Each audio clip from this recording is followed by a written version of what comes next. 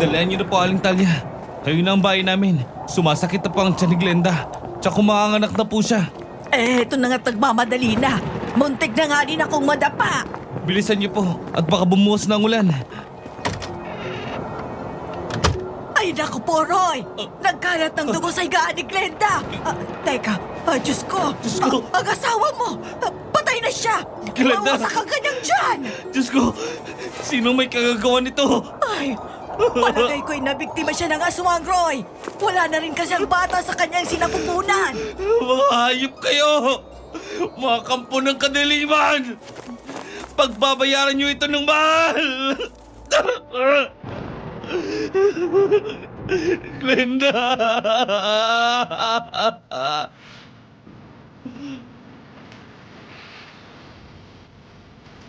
May mga masasakit na pangyayari sa ating buhay na minsan ay ayaw na sana nating maalala. Pero hindi natin ito matatakasan. Lalo na nga at nangyari ito sa malagim na paraan. Lalo pat paulit-ulit mong napapanaginipan na humihingi ng katarungan. Kaya kahit alam nating panganib ang ating harapin, ay magpapatuloy tayong hanapin ang mga taong may pagkakautang sa atin. Ganyan po ang nangyari sa akin, DJ Popoy. Tawagin mo na lang ako sa pangalang Roy. Mula dito sa isang malayong bayan ng Samar.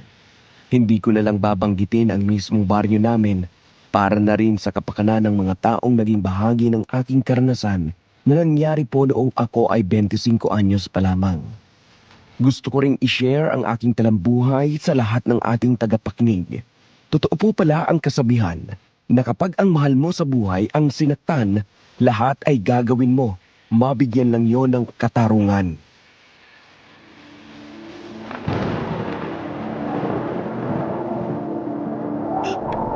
Mahal ko. Patawarin mo ko. Hindi kita nagawang protektahan sa kanila. Ay, Roy! May naririnig akong iyak ng mga sanggol. Sandali. Tama! Iyak nga yun ng mga sanggol! Doon galing sa likuran ng bahay nyo! Kung ganon, ay maaring iyak yun ng aking anak. Kung walang yung aswang na yun, haabulin ko siya, Aling Talia. Humingi kayo ng tulong sa ating mga kapitbahay. Ay, sige! Dalian mo para mabawi mo pa ang anak mo habang hindi niya pa kinakain! Kaagad kong kinuha sa kusina ang mahabang itak na naroon at ang aking flashlight. Doon ko nga nalaman na nasira na ang pintuan namin sa kusina. Kaagad akong lumabas at tinanglawan ko ang magkabilang direksyon. Hinanap ko ang mga aswang. Wala akong nakita, kaya nagmamadali akong tumakbo sa aking bakuran. Marami kasi akong tanim na mga saging at puno roon. Muli kong tinanglawan ang paligid. Puro ingat na lang ng puno ang aking narinig dahil lumalakas na ang hangin. Kasabay pa ang pagkulog at pagkidlat. Hanggang sa muli kong marinig ang iyak ng mga sanggol. Kaagad kong pinuntahan ang direksyon kung saan ko sila naririnig hanggang sa makita ko nga ang 3 aswang. Sa aming lugar ay tinatawag silang aswang malakat. Mga aswang na korting tao rin pero mahahaba ang mga kamay at paa. May matutulis na tenga, malalaking bibig at meron silang mahahabang buntot na singtigas ng bakal.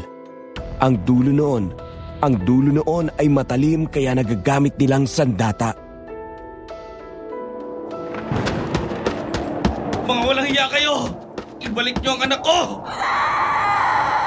Kaya na ang bala sa taong yan. Akin ang mga sanggol. Malapit ang bumuhos ang ulan. Hindi sila pwedeng mabasa. Hoy! Bumalik ka! Ibalik mo ang aking mga anak! Kapag nalampasan mo ang aking mga kasabahan, may pagkakataon kang makuha sa akin ang mga sanggol na ito. Patayin niyo ang anak na yan! Kung ganon, ay papatayin ko ang mga walang hiya na to para bawiin ko sa iyo ang aking anak! Kaagad nga akong sinalubong ng 2 aswang. Desperado talaga akong kunin ang aking mga anak. Kaya nang salubungin ko ang mga aswang, ay kaagad kong tinaga ang mga yon. Tinamaan ko naman sila. Yun nga lang, ay nagtaka ako kasi parang tumama lang sa goma ang talim ng aking itak. Hindi sila tinablan. Ganun pa man, ay hindi pa rin ako sumuko. Muli akong sumugod at muling nakipaglaban sa mga aswang. At doon ko nga napatunayan na makunat nga ang balat nila. Nang sabay silang sumugod ay napaatras ako. Puro iwas ang ginawa ko. Pero bukod sa kamay nila ay kumikilos din ang kanilang mga buntot. Ramdam ko nang tamaan ako sa tiyan. Umagos ang aking dugo. Kasunod ay naramdaman ko na rin ang mga sugat sa aking braso at binti hanggang sa manghina ako at bumagsak. Muli akong inatake ng aswang. Tumama sa aking mukha ang kamay niya. Halos mawalan ako ng malay nang bumagsak. Duguan ang aking mukha.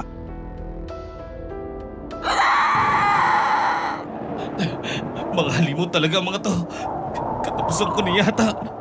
Bakit wala akong magawa laban sa mga to? Hindi pa rin ako susuko. Lalabanan ko kayo. Ay, hayun si Roy! Kalaban ng mga aswang, tulungan natin siya! Mga kasaba, tumatakas ang mga aswang. Habulin natin! Ay, Diyos ko, ang dami mong sugat, Roy! Ang mga aswang po, tinangay nilang kambal kong anak. Tulungan niyo akong mabawi sila. Hinabol na sila ng mga taong baryo. Eh sana'y maabutan pa nila ang mga aswang at nang mabawi ang mga yon. Hindi ordinaryo ang balat ng mga aswang na yun. Hindi man lang sila tinablan ng talim ng aking itak. Eh sa tingin ko ay yun ang aswang na malakat. Ganon ang sabi ng mga taong nakakita sa kanila. Ay Diyos ko, Roy! Ay nako, nawala ng malay si Roy!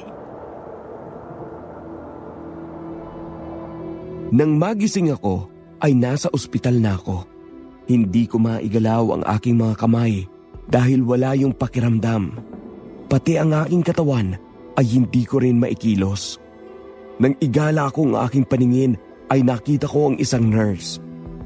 Siya ang nagsabi sa akin na nasa loob pa ako ng intensive care unit. Hindi ko maigagalaw talaga ang buo kong katawan dahil sa bisa ng pangpamanhid na itinurok ng mga doktor para tahiin ang marami kong sugat sa buong katawan. Inakala nga daw nila noong una na nasaksak ako kasi ang dami kong sugat. Maya-maya lang ay muli akong nakaramdam ng hilo at muling nakatulog. Sa muling pagmulat ng aking mga mata ay nasa loob na ako ng isang kwarto. Mayroon akong kasamang mga pasyente rin doon. Noon ko nakita si Emily, ang pinsan ng aking namatay na asawa.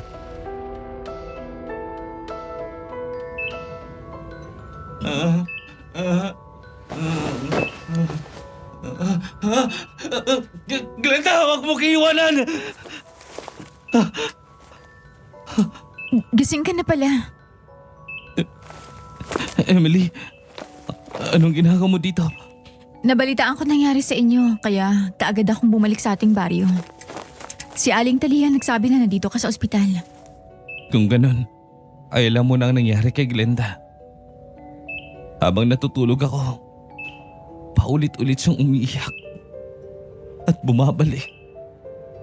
Humihingi ng katarungan. Nasaan ang bangkay niya ngayon? Inilibing na namin siya kaninang umaga. Pasensya ka na kung hindi ka namin hinintay. Alam mo naman na wala akong pangbabayad sa punerarya para imbalsamuhin pa si Glenda. Nagsisimula na mga ang katawan niya kaya ipinasya naming ilibing na. Bakit? Ilang araw na ba ako dito? Pang-4 na araw na ngayon. Oh.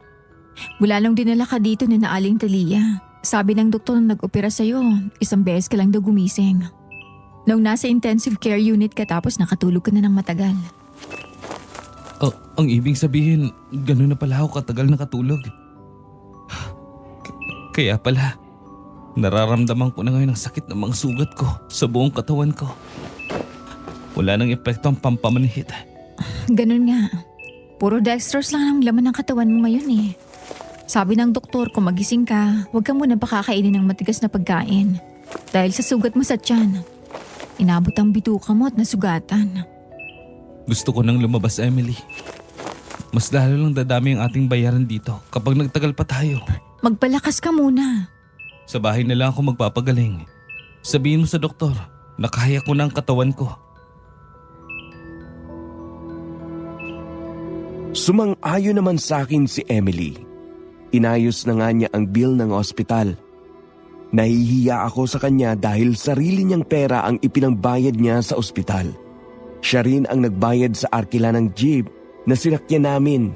Kaya nang makarating kami sa aming baryo, ay niyaya ko siya sa sementeryo para makita ko ang libingan ni Glenda. Nang makarating kami roon, ay muling pumatak ang luha ko. Impit akong umiyak habang hinahaplos ang puntod niya. Glenda, pangako ko sa iyo, hindi ako titigil hanggat hindi na pagbabayad ang mga aswang na gumawa nito sa iyo. Hahanapin ko sila kahit saan mang sulok ng bayang to. Roy, mapanganib ang iniisip mo. Hindi mo kilala yung mga aswang pero ikaw kilala ka nila. Maswerte ka lang at merong mga taong dumating para tulungan ka. Kaya hanggang ngayon buhay ka pa. Yun ang malaking pagkakamali nila. Binuhay pa nila ako. Kung nabubuhay sila sa kadiliman, papasukin ko yan para pagbayarin sila sa kanilang mga kasalanan. Alam kong hindi kita magpipigil sa mga iniisip mo. Dahil talaga masakit ang pagkawala ni Glenda. Pero paano naman kung mapahamak ka? Paano naman ang mga taong nagmamahal sa iyo? Hindi ako nakakibo. Napatingin na lang ako kay Emily. Noon ko muling naalala na siya ang una kong nakilala. Kami ang unang naging magkaibigan, pero nang makilala ko si Glenda, ayon ang aking niligawan at pinakasalan. Pero ramdam ko ang lihim na pagmamahal ni Emily sa akin. Halata ko sa kanyang mga kilos at pananalita. Ayaw ko siyang dayain dahil para ko lang siyang kapatid mula noon hanggang ngayon. Hindi ko nga lang masabi sa kanya dahil nag-aalala akong masaktan kong muli ang kanyang damdamin. Yun kasi ang tunay na dahilan ng kanyang paglayo. Pero ngayong wala na si Glenda, ay nagbabalik siya sa aking buhay.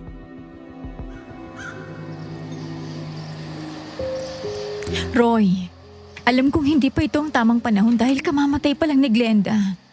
Pero natatakot ako sa mga binabalak mong gawin. Hayaan mo na lang kung ayusin ang buhay ko. Tatapusin ko ang mga gusto kong gawin. Pagkatapos nito, mananahimik na ako. Magsisimula muli ng bagong buhay. Sige Roy, palagi naman kitang nauunawaan eh. Hanggang kailangan mo ako, nandito lang ako sa tabi mo. Siya nga pala, doon ka na tumuloy sa bahay ko para maalagaan kita. Huwag ka na sanang tumanggi. Sige. Salamat sa lahat ng tulong mo ha. Darating ang oras, makakabawi din ako sa'yo. Huwag mo na munang intindihin yun sa ngayon. Ang mahalaga, gumaling ka. Doon na nga ako pansamantalang tumira sa bahay ni na Emily. At sa pagdaan ng mga araw ay mabilis ding gumaling ang aking mga sugat. Napansin ko na mabilis ko ding nabawi ang aking lakas. Kaya naman ilang araw lang ay nakakaya kong lumakad nang walang umaalalay sa akin. Nakalabas na ako ng bahay at nakapaglalakad-lakad. Pero patuloy akong inaalalayan ni Emily. Minsan ay matagal akong nakaupo sa ilalim ng puno ng suha at nakatingin sa malayo habang pinag-iisipan ang mga bagay na palaging sinasabi sa akin ni Glenda noon. Kanina ka pa nakatingin sa malayo. Ano bang tinatanong mo dyan? Naisip ko lang si Glenda. Noon kasing nagbubuntis siya, mayroon siyang mga sinasabi sa akin na binabaliwala ko lang. Kagaya ng mayroon daw siyang nakikitang anino sa loob ng bahay namin. Tapos minsan, nagigising ako sa hating gabi. Nakikita ko naglalakad siya ng tulog. Tapos, anong ginagawa mo? Inaakay siya papasok ng bahay. Kung minsan, binubuhat ko na lang siya papasok kapag hindi talaga siya magising. At nang malapit na siyang manganak, palagi siyang umiiyak. Ayaw namang sabihin sa akin kung bakit. Hanggang mangyari ang malagim na gabing yon. Huwag mo nang sisihin ang sarili mo. Hindi mo naman gusto mga nangyari. Ang isipin mo ngayon, gumaling ka at lumakas. Magaling na ako, Emily. Tingnan mo ang mga sugat ko. Oh. Ang bilis gumaling, di ba? Kahit itong nasa tiyan ko. Oh. Oo nga. Araw-araw nagkakaroon sila ng pagbabago. Ang bilis makilom ng sugat mo. Tsaka, napansin ko rin mabilis ka nakabawi ng lakas. Maganda to. Dahil magagawa ko ng mga plano ko. Ilang araw pa ang matuling lumipas. Tuyo na ang mga sugat ko, kaya inalis ko na ang mga gasa at benda. Malakas na rin ang aking katawan, kaya nang lumabas ako ng bahay, ay naglakad-lakad na ako sa aming baryo. Tiningnan ko kung mayroong ibang tao sa aming lugar. Lahat naman ay kilala ko, pati ang aking mga nakasalubong ay kinukumusta ko. Hanggang sa makarating ako sa tindahan ni Aling Talia. Nakita kong muli si Mang Felix sa tindahan ni Aling Talia. Kagaya ng dati, ay lasing na naman siya. Marahan akong naupo sa upuang nasa harapan ng tindahan.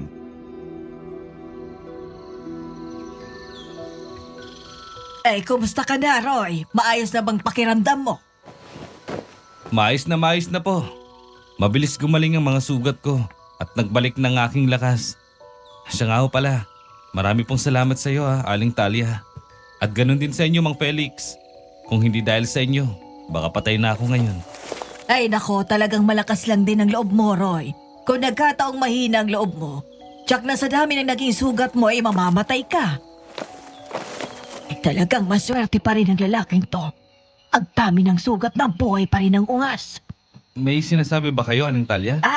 Narinig ko kasi parang meron kayong binubulong. Ay nako, ang sabi ko ay maswerte ka pa rin. At sa dami ng mga naging sugat mo ay nabuhay ka pa. Oo nga po eh. Siguro ay dahil meron pa akong misyon na dapat tapusin. Siya nga pala, Mang Felix. Ano po nangyari sa hinabol yung aswang? Yung tumangay sa mga anak ko? Hindi na namin sila inabutan, Roy. Nakalayo na sila dala yung mga sanggol.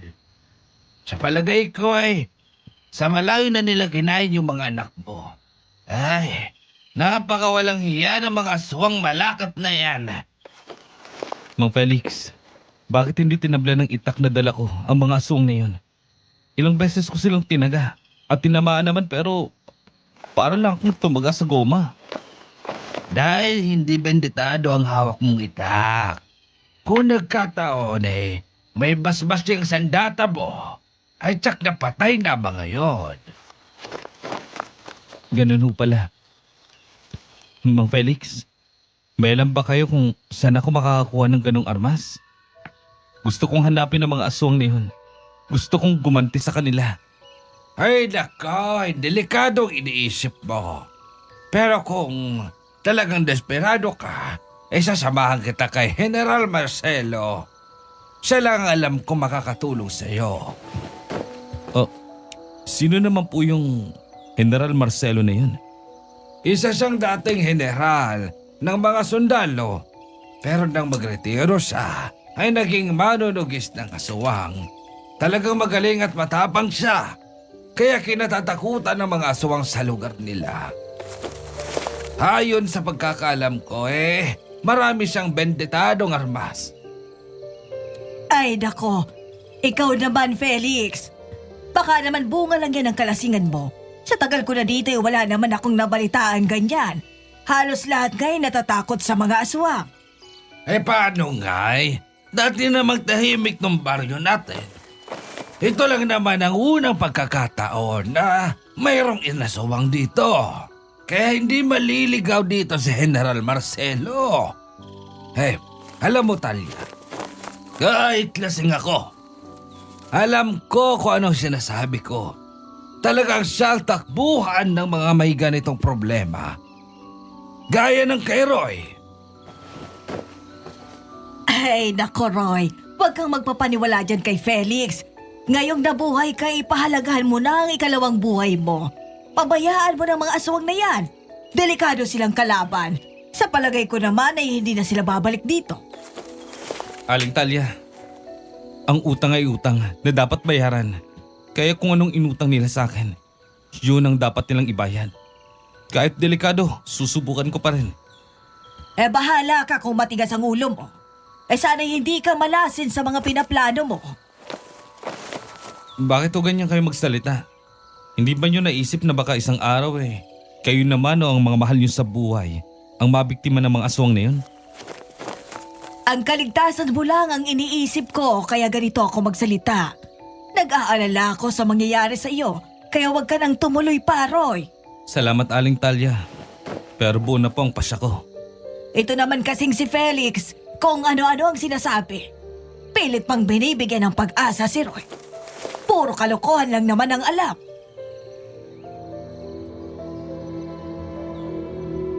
Napansin ko na seryoso naman si Mang Felix sa kanyang sinasabi, kaya nagkasundo kami na samahan niya ako kay General Marcelo. Kaya nang sumunod na araw, kasama ko na siya nang puntahan namin si General Marcelo. Medyo malayo pala ang bahay niya, kaya umarkila pa kami ng tricycle ni Mang Felix hanggang sa makarating kami doon. Isang hindi kalakihang bahay yun pero konkreto. Mayroon ding bakod ang paligid ng bakuran.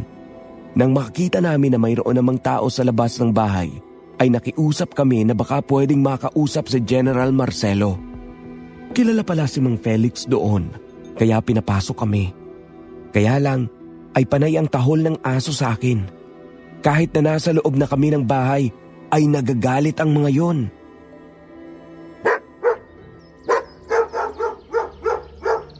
Galit po yata sa amin yung aso niyo, sir. Alam mo ba kung bakit? Naamoy nila ang mga sugat mo na hindi pa masyadong naghihilo. Kagagawan po ito ng mga aswang ng labanan ko sila dahil pinatay nila ang asawa ko. At pati ng walang muwang kong mga anak, kinuha nila. At sa palagay ko, kinain na rin nila. Kaya nga po, kagad namin siyang dinala sa ospital kasi sa dami ng mga sugat niya ay nanganib na ang kanyang buhay. Mabuti naman at nagamot siya ng mga doktor. Kung ganon, ay naamoy ng mga aso ang kamandag ng aswang sa iyong katawan, Roy. Nang tahiin ng mga doktor ang mga sugat mo, ay hindi nakalabas ang kamandag ng aswang. Hanggang ngayon ay nasa loob ng iyong katawan at unti-unti nang humahalo sa iyong dugo. Pero hindi naman ako nakagat ng aswang. Ang mga sugat ko ay likha ng matatalim na kuko at buntot ng aswang na malakat. Ang mga kuko nila at buntot ay makamandag rin, Roy. Kapag hindi sila nakalabas sa iyong katawan, tataglayin mo ang lakas at bangis ng mga malak. Magiging kagaya din ako ng mga malakat? Oh, yun ay kung hindi mo mapaglalabanan ang pagkauhaw sa dugo ng tao sakaling sumpungin ka. Pero kung magagawa pa rin ang isipan mo na magpakahinahon kapag sinusumpong ka, ay magagawa mong kontrolin ang silakbo ng iyong dugo. Ibig sabihin pwede ako manatiling tao pero taglay ko ang lakas, bilis at katangian ng isang malakat kung magagawa ko ang sinasabi niyo. Matalas ang iyong isip, Roy. Naunawaan mo kagad ang gusto kong sabihin. Magpasya ka ngayon. Aalisin ko ang kamandag na yan sa katawan mo o handa kang makipagsapalaran. Nandito po ako para humingi ng tulong sa inyo. Gusto kong makaganti sa mga aswang na yon. Kung hindi niyo ako ituturing na kaaway, pwede bang makipagsapalaran muna ako? Pipilitin ko maging mahinahon sakaling sumpungin ako. Ibang klase ka pala, bata. Yung iba na may ganyang kaso ay takot na takot at natataranta. Pero ikaw, kalma ka lang at buo ang iyong desisyon. Uhaw ako sa katarungan, General Marcelo. Pinatay nila ang asawa at anak ko. Kaya kahit nasan sila, susundan ko sila para singilin. Sige. Interesado akong makita ang mga gagawin mo sa inaharap. Sasama ako sa inyong baryo at tutulungan kita sa iyong mga plano. Pahiramin kita ng mga benditadong armas. Bukod doon ay tuturuan kita ng mga paraan para sila labanan. Talaga, General Marcelo? Sasama ka sa amin? Oo, ang mga taong matatapang na kagaya mo ang hinahanap ko para turuang maging manunugis. Para kung may mga problema sa lugar ninyo, ay ikaw na ang tatawagin nila. Hindi na sila pupunta dito sa akin. Kaya humanda ka sa malaking gulong papasukin natin. Ngayon pa lang po ay nagpapasalamat na ako sa inyo, General Marcelo. Wala nang aswang sa lugar na ito. Dahil natakot na sa akin. Tsaka kung ang mga malalaking angka ng mga aswang na patuloy kong hinahanap ay sa lugar ninyo nagtatago. O di kaya naman ay sa baryong malapit sa inyo. Inilagay ni General Marcelo sa isang malaking bag ang mga benditadong armas kagaya ng itak, patalim, sibat at buntot pagi. Dinala din niya ang mahabang baril na M1 Garand na siyang ginagamit niya sa pagtugis sa mga aswang. Sa owner-type jeep na niya kami sumakay pabalik sa aming baryo. Nagtaka rin ako bakit may isang malaking bote ng alak siyang dinala. Para pala yun kay Mang Felix. Talaga palang kilala siya ni General Marcelo dahil alam niya ang kahinaan noon. Nang mapadaan kami sa lugar na lubak-lubak, ay mabagal ang naging biyahe namin. Nang mapadaan kami sa kakahuyan, ay nakita namin na may isang lalaking nakadapa sa gitna ng kalsada. Bumaba kayo ng sakyan, pero talasan ninyo ang mga mata ninyo, Roy. Kumuha ka ng itak sa bag. Ikaw din, Felix. Hindi ko gusto ang katahimikan dito. Sige sir, tayo namang Felix. Sige, pero iinom muna ako ng alak ha. Nanginginig ang katawan ko eh. Pampalis ng kaba. Roy, halika. Tingnan natin kung ano nangyayari sa lalaking yun. Baka nabiktima siya ng aswang. At yung aswang ay baka nasa paligid pa. Alalayan mo ako. Alerto ka sa paligid, ha? Sir, may ibang tao sa paligid. Ngayon ko lang napansin na parang lumakas ang pakiramdam ko. Pati ng pandinig ko, malakas na din. Dahil yan sa kamandag ng malakat na nasa iyong katawan. Ipinaliwanag ko na sa iyo ang mga bagay na yun, hindi ba? Tama kang General Marcelo. Ngayon ay pwede na akong makipagsabahin sa kanila. Lumabas kayo! Alam namin nasa paligid lang kayo at nagtatago! Ay hanggang dito na lang kayo! Hindi na kayo makakarating sa pupuntahan nyo! At sino ka naman para pigilan kami? Hindi mo na kailangang malaman kung sino ako! Mga kasama! Tapusin niyo ang mga hangal na yan! Mula sa naglalakihang mga puno sa magkabilang bahagi ng kalsada ay naglabasan ang mga aswang na lahing malakat. Nang makita ko sila, ay muli kong naalala ang aswang na nakaharap ko dati, kaya sumiklab ang galit sa aking dibdib. Nang makita kong bumangon ang aswang na nasa gitna ng kalsada, ay kaagad ko na siyang sinugod. Kaagad ko siyang tinaga. At sa pagkakataong ito, ay hindi lang ang aswang ang nagulat. Pati ako. Kasi nga ay tumalab na sa kanila ang hawak kong itak. Naputol ang kamay ng aswang nang salagin niya ang aking itak. Napaatras siya. Pero hindi ko na binigyan ng pagkakataon. Sinaksa ko siya. Kaya nang tumago sa kanyang katawan ang aking itak, ay duguan siyang bumagsak. Mang Felix, totoo ang sinabi ni General Marcelo. Tanging mga benditadong armas lang ang pwedeng pumatay sa mga aswang. Tama ka dyan, Roy. Pero hindi ka pa dapat magsaya dahil nasa gitna ka pa ng labanan. Ayun na ang iba pa. Papalapit na sila. Felix! Ipagtanggol mo ang sarili mo! Kung kinakabahan ka pa, inumin mo yung alak at lumabang ka kung ayaw mong gawin kang hapunan ng mga aswang. Oo nga naman Mang Felix, laban na! Ito ang masaya. Hindi ako kilala ng mga aswang na ito. Kaya magpapakilala ko. Tatapusin ko kayong lahat! Yeah! Ano bang ginagawa nyo? 3 tao lang yan, hindi nyo mapatay! Sugulin nyo na! Benditado ang mga armas nila! Lalo na ang baril ng lalaking yun! Kapag tinabahan tayo, tiyak ang kamatayan natin! Huwag niyong biguin ang ating pinuno! Gumawa kayo ng paraan para mapatay ang mga yan! Ito lang ang pagkakataon para patayin sila! Hindi na sila pwedeng makalampas dito! Roy, mukhang desperado na ang mga aswang na ito. Natapusin tayo. Sa palagay ko ay silang malaking angka na nakalaban mo. At maaaring sila rin ang tinutugis mo, sir. Pwedeng ganun na nga. Kaya huwag kang magpapasindak sa kanila. Nang muling ang sumalakay ang ikalawang grupo ng mga aswang, ay galit na ako na sinalubong sila. Wala nang takot sa aking dibdib kahit kaunti. Napalitan nyo ng puot para sa mga kalaban.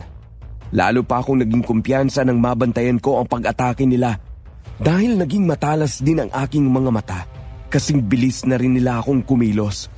Nakikita ko ang mga pag-atake nila. Pati ang mga matatalim nilang buntot ay nababantayan ko na ang mga pag-atake. Sa katunayan, ay yon ang una kong pinuputol. Nang mapalingon ako kay General Marcelo, ay nakita ko na hindi man lang makalapit sa kanya ang mga aswang dahil asintado siya. Bawat aswang na magtangkang sugurin siya ay tinatamaan sa ulo. Roy, alalayan mo si Felix. Nasugatan na siya ng aswang na kalaban niya. Sige sir, ako nang bahala sa kanya. Ang maghangal na aswang. Ayaw nang lumabas sa kanilang pinagtataguan. Sir, ang galing mo palang bumaril. Kahit buntot lang nila ang sumungaw sa puno, ay natatamaan mo. Mga hangal kayo! Layuan niyo si Mang Felix! Ako ang harapin niyo! Yeah! Mga hangal na malakat! Kung ayaw nyo nang lumabas sa pinagtataguan nyo, ako na ang lalapit sa inyo! Yeah! Tayo na Mang Felix! Sundan na natin si General Marcelo! Ikaw pala si General Marcelo, ang kinatatakutang manunugis na umubos sa lahi ng mga amok. Tama ka! Ako ngayon, inumpisan nyo ang laban, kaya pagbibigyan ko kayo, uubusin ko rin kayo! Hangal! Nagawa mo lang yon sa mga amok dahil mahihina sila. Huwag mo kaming ipari sa kanila. Dahil mas marami kami sa kanila. Mas malakas at mas mabangis. Kung ganon, ay patunayan nyo. Nakakabagot kayong kalaban. Natatakot ba kayong humarap sa akin? Lumabas kayo sa pinagtataguan nyo! Mayabang ka! Palibhas ay may hawak ang baril. Pero magkakamali ka din. Malaki ang utang niyo sa akin! Kaya makikipagtulungan ako kay General Marcelo para ubusin kayo! Isa ka pang hangal! Mamamatay ka rin kasama ang General Marcelo na yan! Mga kasama! Lusubin sila!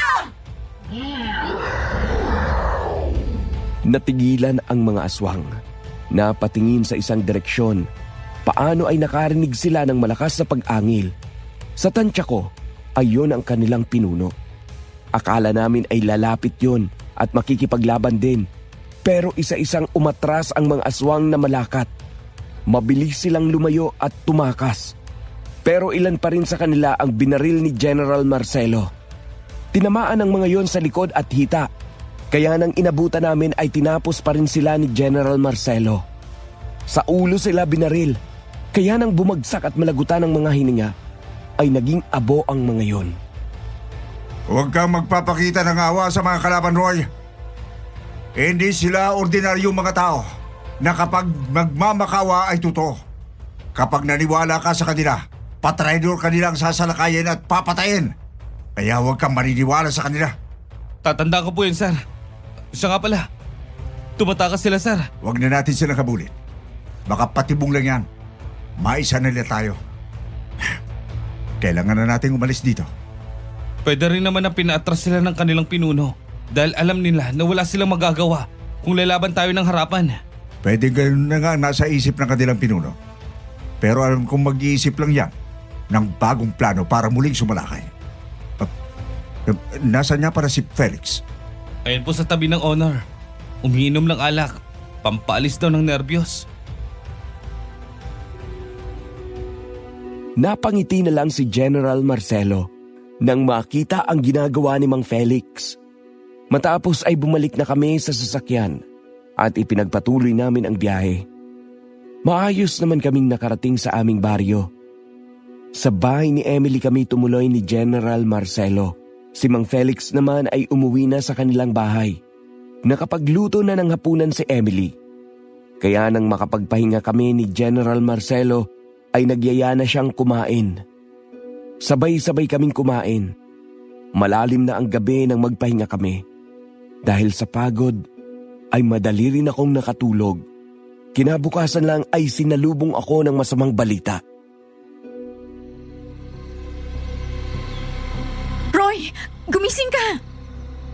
Oh, bakit parang natataranta ka, Emily? Pumunta tayo sa bahay ni Mang Felix. Sabi ng mga taong galing doon ay patay na raw siya. Ano? Pinatay daw ng aswang kagabi. Si Mang Felix? Patay na? Senator Marcelo, gising na ba siya? Oo, nandun na siya. Kaagad nga siyang lumabas ng bahay nang malaman ang nangyari kay Mang Felix. Halika, puntahan na natin si Mang Felix. Sandali! Hintayin mo ako, Roy! Nagmamadali nga kaming nagpunta sa bahay ni Mang Felix. Medyo malayo rin yon sa bahay ni Emily.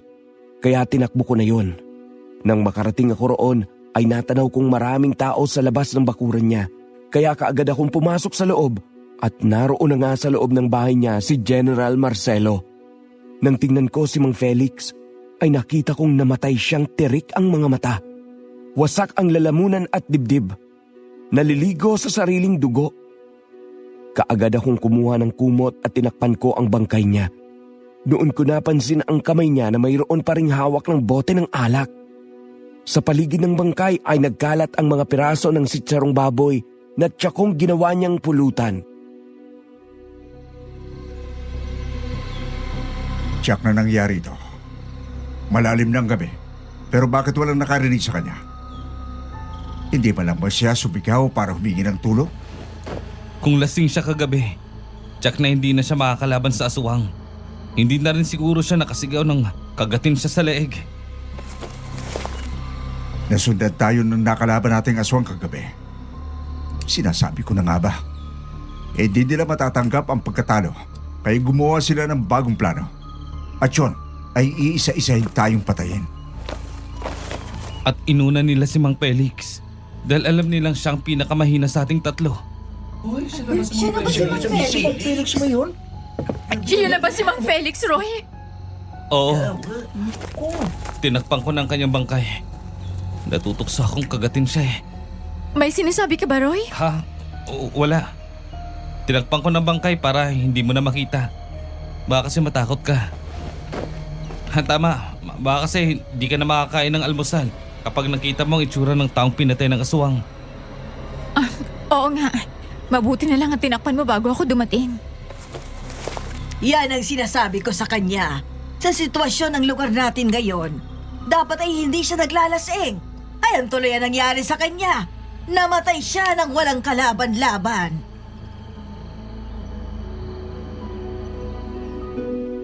Nang marinig ko ang boses ni Aling Talia ay kaagad akong lumabas ng bahay ni Mang Felix.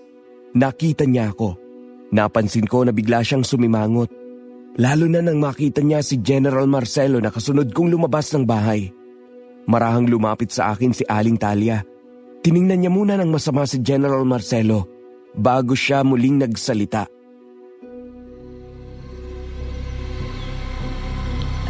Sino ang taong yan, Roy? Siya po si General Marcelo, yung manunugis ng aswang na kaibigan ni Mang Felix. Kaya naman pala binalikan siya ng mga aswang. Siyang dahilan kaya nakarating dito ang kinatatakutang manunugis ng aswang. Nandito po siya para tulungan ako. At syempre, ganun din ang mga kababaryo natin. Ang pagkamatay ni Mang Felix ay nangangahulugan na malapit lang talaga dito sa ating lugar ang pinagtataguan ng mga aswang na yon. Ang mga aswang na malakat. Ikaw pala yon. Akala ko ay kwentong barbero lang ang tungkol sa'yo. Kasi palaging lasing si Felix kapag nagkukwento ng mga kabayanihang ginagawa mo sa ibang baryo. Matagal ko ng kaibigan si Felix. Kaya nang pumunta siya sa bahay at isinama itong si Roy, ay kagad akong sumama sa kanila papunta rito para tumulong. Kaya nga lang, ay hindi ko inaasang ganito ang mangyayari sa kanya. Salamat sa malasakit mo sa aming baryo pero mag-iingat ka. Ganon din ikaw, Roy. Dahil ang balita ko ay kakaiba sa lahat ng mga aswang, ang malakat. Wala silang palatandaan na sila ay aswang. Anong ibig mong sabihin, Aling Talia? Ang ibang aswang madali silang makilala. Kahit na nasaan yung tao sila. Kasi sa mata pa lang malalaman mo na. Baliktad ang refleksyon mo sa mata nila. Pero hindi ganoon ang aswang na malakat. Dahil magaling silang magtago ng kanilang pagkatao. Maraming salamat sa paalala mo. Pero dati akong sundalo at sanay ako sa mga ganyang kaso. Kahit anong lihim pagdating ng oras, nabubunyag din. Kagabi pa nga lang ay pinagtangka nila kaming pigilan na makarating dito. Pero nabigo sila. Kasama na si Mang Felix sa mga taong igaganti ko sa mga walang pusong aswang na yun. Ang sa akin ay paalala lamang, Roy. Nagmamalasakit lamang ako sa iyo. Munti ka nang mamatay dati, hindi ba? Huwag mo sanang kalilimutan yon. Hindi ko po yung nakakalimutan, Aling Talia. Pero alam ko naman na hindi rin ako titigilan ng mga malakat dahil nakita ko na sila. Ako ang buhay na saksi kung anong klase silang salot, kaya harapin ko sila.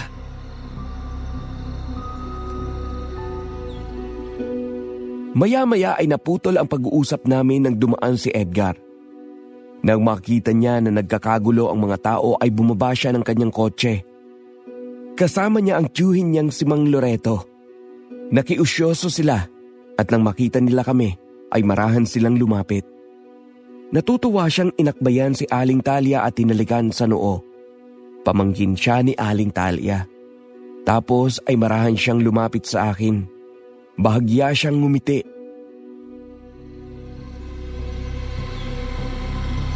Nakikiramay ako sa'yo, pare. Nang dumating ako kahapon, ay nabalitaan ko na patay na raw si Glenda. Oo pare, nabiktima siya ng aswang. Aswang? Mayroon na rin bang gumagalang aswang dito sa baryo nyo? Abay, meron. Hayan nga't nabiktima rin kagabi si Felix. Patay na rin siya. Nakakatakot na ang mga nangyayari ngayon dito sa aming baryo. Nako, umuwi na tayo sa inyo, Chang. Nagugutom na ako eh. Baka hindi ako makakain ng almusal kapag nakita ang bangkay ni Mang Felix. Siya nga pala, Chang. Nasa kotse ang pasalubong ko sa inyo. O siya, tayo na. Asa nila lang, tiya? Nandito rin pala sa Emily. Kumusta ka na, Emily? Matagal din tayong hindi nakita. Oo nga, Edgar. Balita ko nag-abroad ka daw. Umalis ka ng biguin ka ni Glenda at nagpakasal kay Roy. Oo, ganun nga. Pero wag na natin pag-usapan yon. Patay na si Glenda kahit pabayaan na natin siyang manahimik. Nakalimutan ko na rin siya pati ang nangyari. Nakakalungkot lang kasi namatay siya sa malagim na paraan. Emily, tama si Edgar. Nakaraan na yun, kaya wag na nating pag-usapan pa. Halika na, ayusin natin ang bangkay ni Mang Felix. Siya nga pala, Emily. Papasyal ako sa bahay mo, ha?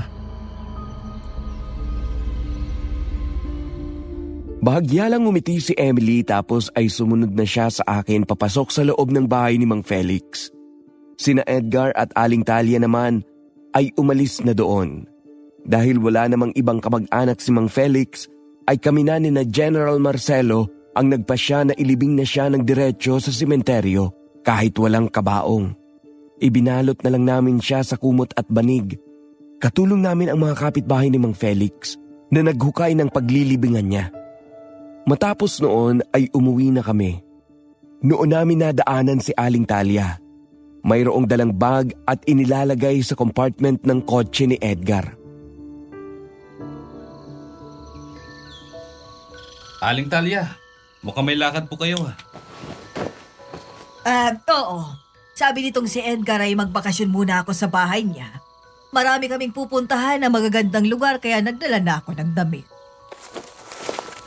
Ang saya naman ng lakad niyo, Aling Talia. Mag-iingat po kayo Ay, salamat, Emily. Gusto mo bang sumama, Emily? Pwede naman. Kayo din, Roy, at siyang kasama mong matanda. Salamat pare pero may mga bagay pa kaming gagawin eh. Ito nga palang kaibigan ko, General Marcelo. Ikaw palang bantog na General Marcelo. Ang manunugis sa kinatatakutan ng mga aswang? Ganon ka ba talaga kalupit para matakot sila sa'yo? Para kang immortal kung ganon. Hindi naman sa ganon. Kagaya ng mga aswang, iisa lang din ang buhay ko. Kaya lang ginagamit ko sa pagtulong sa mga tao. Hindi kagaya nila na puro perwisyo. Naging malupit ako sa kanila kasi ganon din sila kalupit. Maraming salamat at nandito ka, General Marcelo. Matutulungan mo ang mga taga rito. O paano? Aalis na kami at magbibiyay pa kami. Emily, ayaw mo ba talagang sumama? Naku, wag na, Edgar. Banding ng pamilya yung gagawin niyo. Makakaabala kung sasama pa ako. Baka hindi mo na sila maasikaso. At saka marami pa rin naman akong gagawin dito. Ganun ba? Sana sa susunod huwag mo na akong tanggihan, ha? Pasensya ka na. Marami lang talaga akong gagawin eh. Tsaka itong si Roy, meron pang mga sugat sa likuran. Hindi naman niya magagawang lagyan yun ng gamot. Kung ganon, ay si Roy pala ang isa pa sa mga dahilan kaya hindi ka makakaalis. Kaswerte mo naman, Roy. Noon si Glenda ang palaging nasa tabi mo. Ngayon naman si Emily. Ano bang meron sa'yo na wala sa akin, ha? Kung tutuusin, mas nakakalamang pa nga ako eh. Aba, wag mo na akong tanungin yan, pre. Tanungin mo ang sarili mo kung bakit ganun. Kung hindi mo masagot, tanungin mo si Emily. Simple lang ang sagot, Edgar. Siya yung gusto naming maging kasama, kahit simple lang ang buhay. Alam namin ni Glenda na totoo siyang tao. Hindi mahilig mag-alok ng material na bagay kagaya ng ginagawa mo. Pero alam namin na mabuting kalooban niya. Kung ganyan ang pananaw mo sa buhay, wala kang mararating. Okay kung yan ang pinili mo. Wala na akong magagawa. Ayaw mo ng kaginhawaan eh. Tayo na, Chatalya. Hay nako Emily, sinayag mo ang pagkakataon. Buhay Reyna ka na sana kung ang pamangkin kong binibigyan mo ng pansin. Pasensya na po, Aling Talia. Ako kasi yung babaeng hindi mahilig sa material na bagay. Simpleng buhay lang, masaya na ako.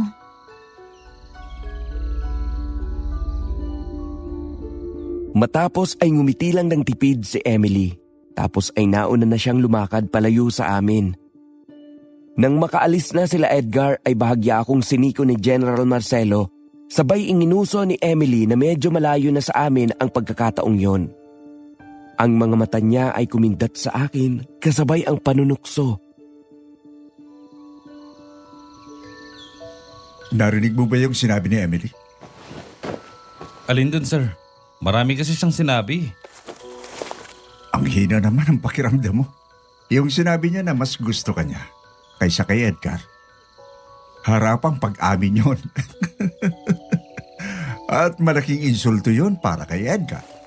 Napahiya siya. Oo, sir. Narinig ko nga yun.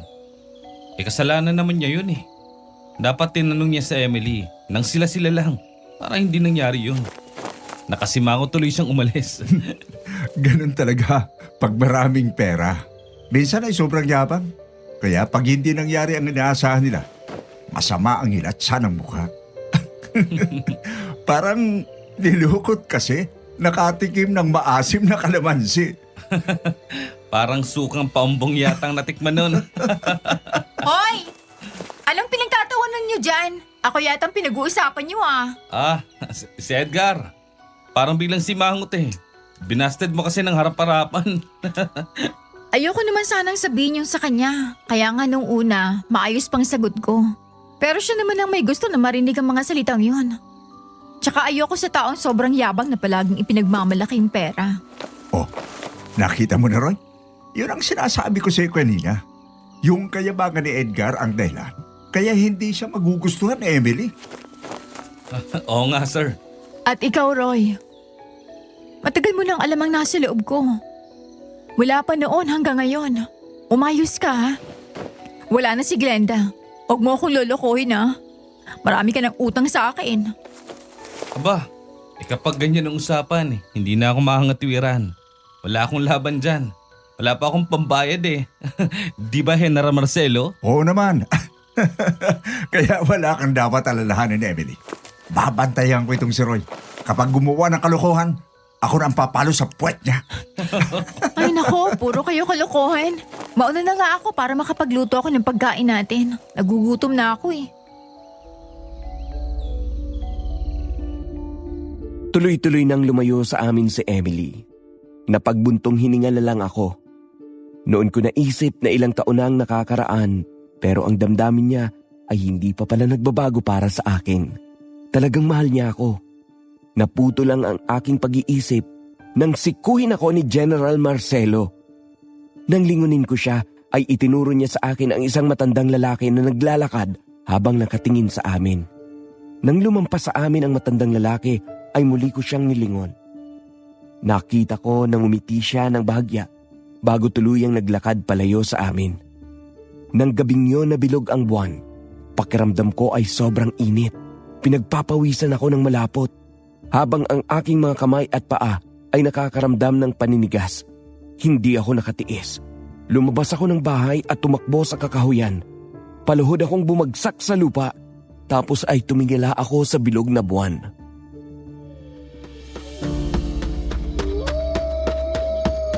Roy, anong nangyayari sa'yo? Diyan ka lang, Emily. Huwag kang lalapit sa akin. Ano ba kasi nangyayari sa'yo? Umanap ka sa akin. Sabihin mo sa akin kung anong nararamdaman mo. Baka matulungan kita. Sinabi ko lang diyan ka lang. Huwag kang lalapit sa akin. Emily, makinig ka kay Roy. Huwag kang lumapit sa kanya.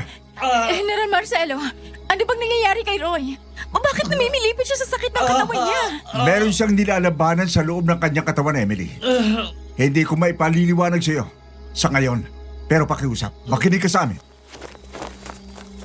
Sir, ikaw na munang bahala kay Emily.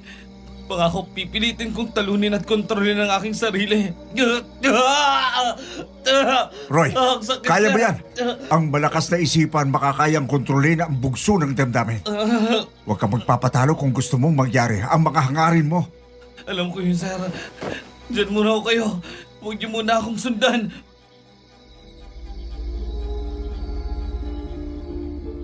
Mabilis nga akong tumakbo palayo kina Emily at General Marcelo. Binagtas ko ng mabilis ang malawak na kakahuyan. Pakiramdam ko ay sing bilis ng kabayo ang aking pagtakbo. Kapag tinitingnan ko, ang aking mga daliri ay napapansin kong humahaba ang mga kuko. Pero kapag nagtatalo na ang aking puso at isipan, ay umaatras yun at nawawala hanggang sa makarating ako sa mga puno ng saging. Humihingal ako. Napayakap ako doon. Pawis na pawis ako. Pakiramdam ko ay ang talas ng aking mga mata dahil kahit gabi na ay nakikita ko ng malinaw ang paligid. Di nagtagal ay naramdaman ko na mayroong mga paparating kaya kaagad ko silang hinarap. Tama nga ang aking iniisip. Mga aswang na malakat ang dumating. Tama nga ang nasa isip ko. Darating ang oras na magiging kagaya ka rin namin dahil sa kamandag ng malakat na nakulong sa iyong katawan. Alam mo ang nangyari sa akin. Ibig sabihin, ikaw ang malakat na pumatay sa aking asawa at mga anak. Ikaw din ang sumalakay sa akin ng gabing yun. Kalimutan mo na ang mga bagay na yon. Parehas na tayo ngayon na nauuhaw sa dugo ng tao. Alam ko ang nararamdaman mo ngayon. Nagugutom ka na, di ba? Halika. Tuturuan kita kung paano kumain ng atay ng tao. Huwag mo akong tuksoin, Satanas. Hindi ko gusto ang kamandag nyo sa aking katawan. Kaya ako lang ito pansamantalang tinanggap. Ay sa dahilang gusto ko lang taglayin ang katangian nyo para makaganti ako sa inyo. Isa kang hangal kung ganyan talaga ang katuwiran mo.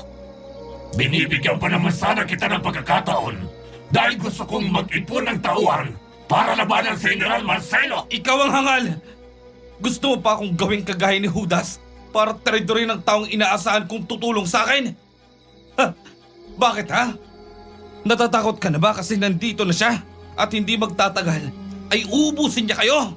Pero hindi lang siyang dapat yung katakutan ngayon. Pati ako. Dito ka na mamamatay. Hindi ako nag-iisa ungas. Bago mo ako labanan, tumingin ka muna sa paligid mo. Sayang ang magandang kasunduang iniaalok ko sa'yo.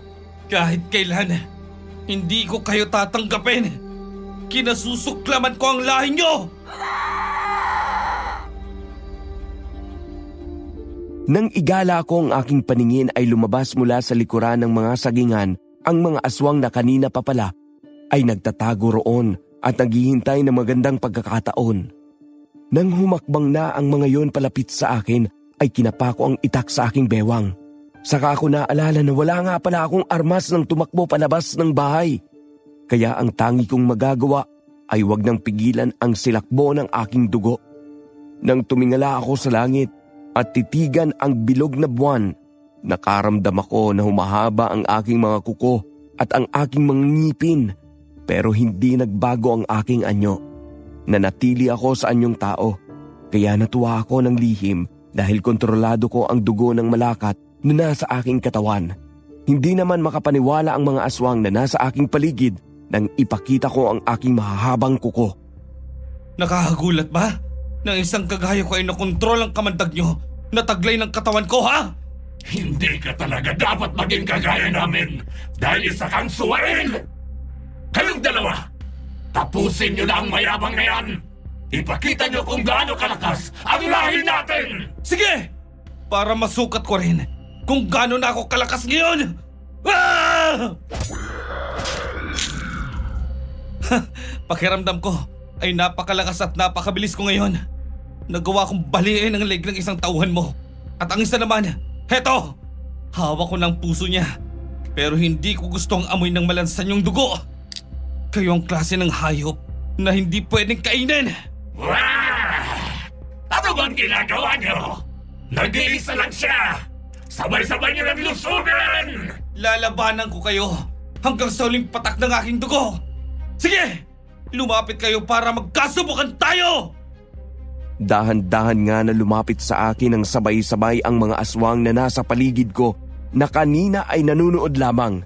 Galit na galit at umaangil ang lahat nang makita nila na napatay ko ang dalawa sa kanilang mga kasamahan.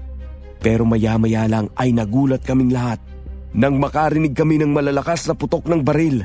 Isa-isa ring bumulagta ang mga unang aswang na papalapit na sa akin. Nang lumingon ako sa gawing likuran ko, ay nakita ko na sina Emily at General Marcelo. Dumating na sila. Nakita ko na mayroong hawak na itak si Emily. Kaagad niya yung inagi sa akin.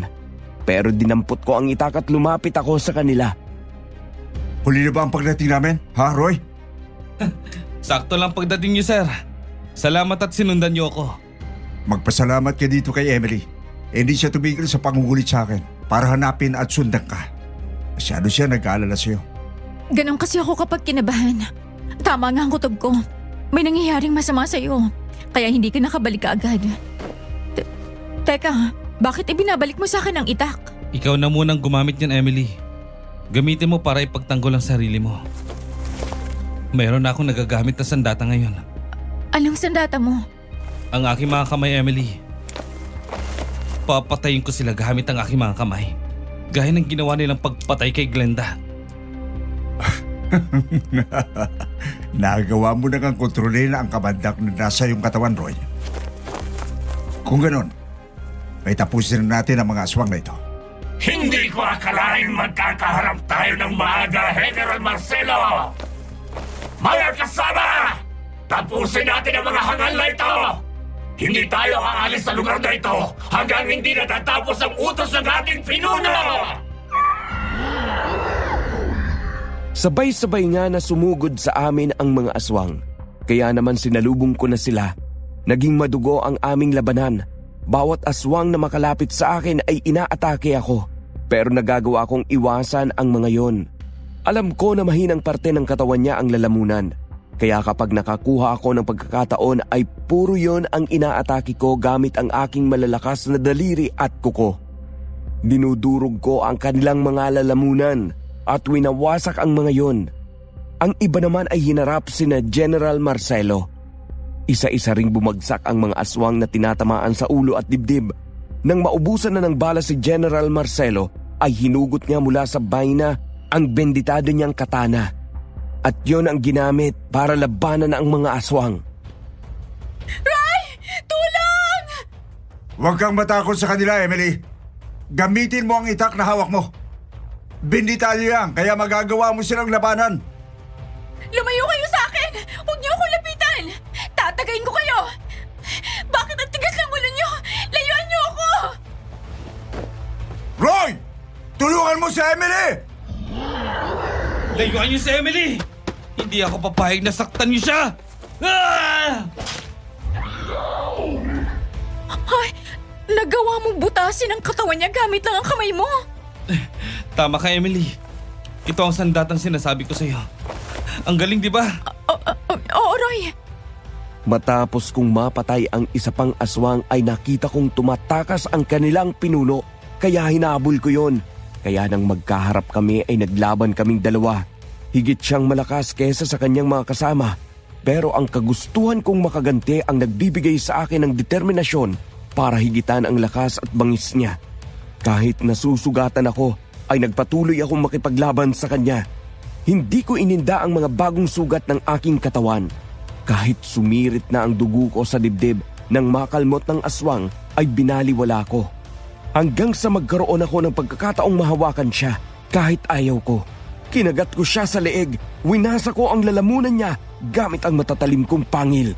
Kaya lupaypay na siya ng bitiwan ko. Mapatay mo man ako! Marami pa din ang magtatangka na patayin ka! Pagsisisiyan mo ito! Alam ko yun. Pero sayang, hindi mo na yun malalaman. Tapos na ang papel mo sa mundong to. Hinihintay ka na nila sa impyerno! Tapos na ang paghahanap mo, Roy. Napagbayad mo na ang aswang na malakat na pumatay sa iyong asawa at anak. Tama kayo, sir. Hindi ko akalahing madali ko lang silang mahanap at masisingil. Tsaka kung matatahimik na si Glenda, kung nasan man siya ngayon. Matatahimik na rin ang baryong ito sa pagkamatay ng mga salot na yan. Tayo na, Roy. Umuwi na tayo. Sige, sir. Alika na, Emily. Bakit ganyan ang tingin mo sa akin? May problema ba? Huwag kang lumapit sa akin, Roy. Natatakot ako sa'yo. Pero bakit? Parang hindi na ikaw ang Roy na kilala ko. Kanina habang nakikipaglaban ka sa kanila, nalaman ko na wala ka ring ipinagkaiba sa kanila. Para ka ring aswang. Mahahaba mga kuko mo. At meron kang mga pangil. Tingnan mo nga yung bibig mo. May bahid pa ng dugo. Emily, makinig ka sa akin. Pabayaan mo ako magpaliwanag. Tingnan mo, wala nang mahahaba kong kuko at pangil. Wala ka nang dapat na ipaliwanag. Nakita ko na ang lahat. Sige na, mauna na ako sa'yo. Emily, sandali. Pabayaan mo na lang siya, Roy. Nabigla lang siya. Di niya basta maunawaan ang nangyari. Kapag kalmado na siya, saka mo na lang siya kausapin.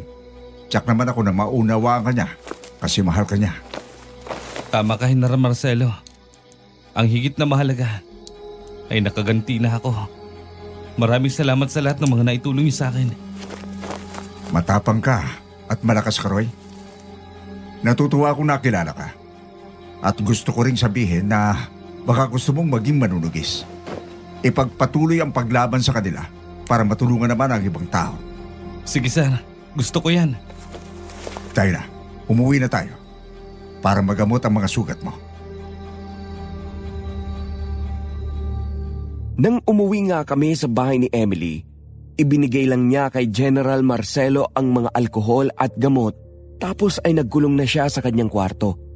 Hindi na siya lumabas doon hanggang sa matapos akong gamutin ni General Marcelo. Matapos ay nagpunta na ako sa aking kwarto. Narinig ko na ang pagtilaok ng mga manok, kaya alam kong papaumaga na. Ganun pa man ay nakatulog pa rin ako dahil sa pagod at puyat. Mataas na ang araw nang magising ako. Nang lumabas ako ng kwarto ay nalaman ko mula kay General Marcelo na nasa labas ng bahay si Emily. Kaya lumabas din ako ng bahay. Nakita kong nakaupo siya sa upuang kahoy na nasa ilalim ng puno ng mangga. Nakatingin sa malayo. Emily, pwede ba tayo mag-usap sandali? Gusto ko magpaliwanag sa'yo sa mga nakita mo kagabi.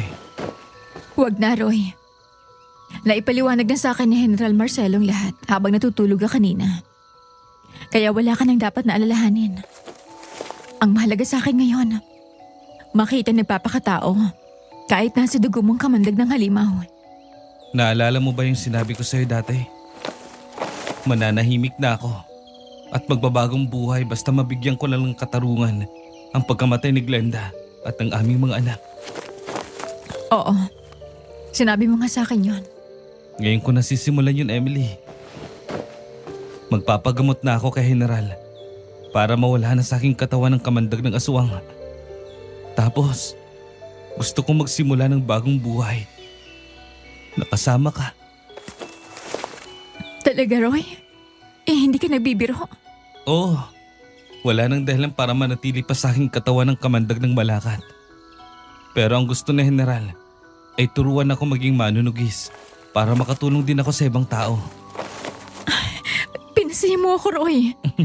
Pagkatapos ng mahabang panahon ng paghihintay ko, tayo pa rin pala sa huli. Pero teka, naalala ko yung sinabi ng aswang bago mamatay siya.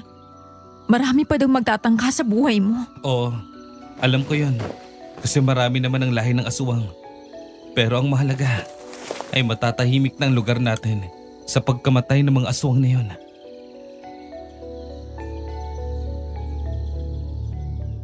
Masayang masaya si Emily nang yumakap sa akin.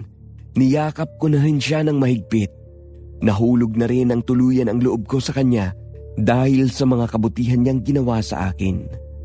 Nang sumunod na araw ay sinimula na akong gamutin ni General Marcelo.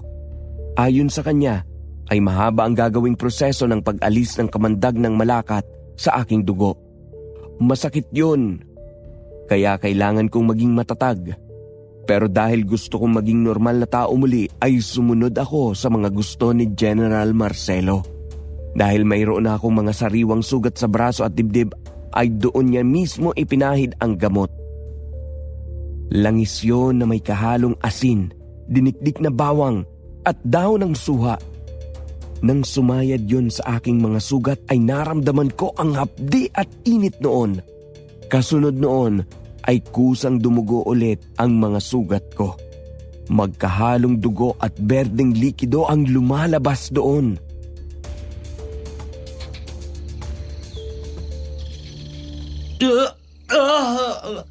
Ang sakit! Tisin mo lang, Roy. Ang mga berdeng likido na yan, ang kamandag ng malakat na humalo sa iyong dugo. Magpipili talaga yung lumabas dahil hindi nila matatagalan ang asin at bawang na nakahalo sa langis. Konting tiis lang, Roy. Nandito lang ako para tulungan ka. Salamat, Emily. Kumuha ka ng puting tela, Emily. Kailangan nating makuha ang mga kamandag na yan na lumabas sa mga sugat ni Roy.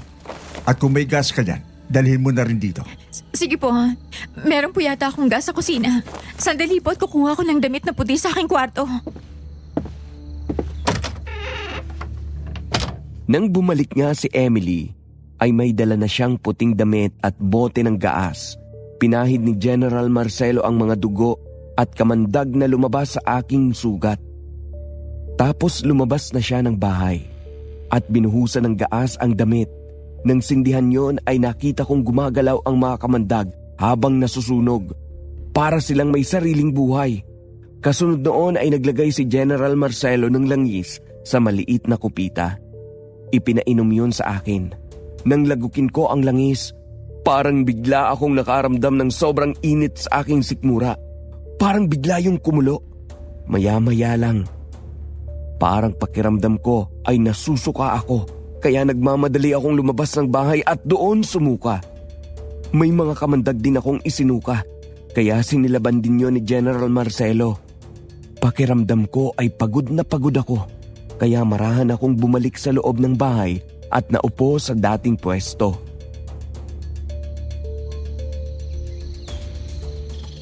Magandang resulta ng unang hakbang pa lang ng gamutan mo, Roy.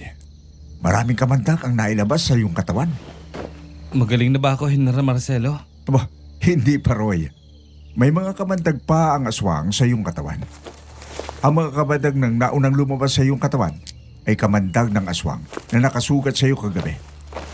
Yung mga dati na nasa loob ng iyong katawan at humalo sa iyong dugo ay hindi pa lumalabas. Paano ba malalaman na nakalabas ng mga dating kamandag, General Marcelo? Kulay berde din sila pero bubuo. Gagapang sila palabas ng sugat na parang linta. Kaya kapag nasa katawan mo ang mga ganong kamandag at sumikat ang bilog na buwan, gumagalaw sila at kinukontrol ang katawan at isipan ng sinumang taong nahawaan nila. Kaya nga ako humanga sa iyo eh. Ang tindi ng determinasyon mo, Roy. Kaya pala kamay at pangil ang nagbago kay Roy. Ganun palang nangyari. Sige, sir. Kapag nakapagpahinga na ako, itutuloy na natin ang gamutan ko. Sige, Humanda ka dahil mas masakit ang mga susunod nating gagawin.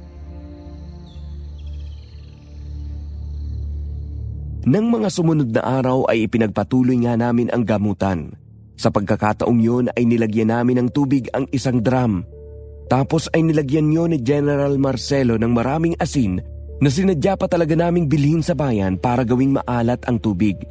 Tapos ay pinahubad sa akin ni General Marcelo ang mga suot kong damit at pantalon. Short na lang ang natira nang lumusong ako sa loob ng drum.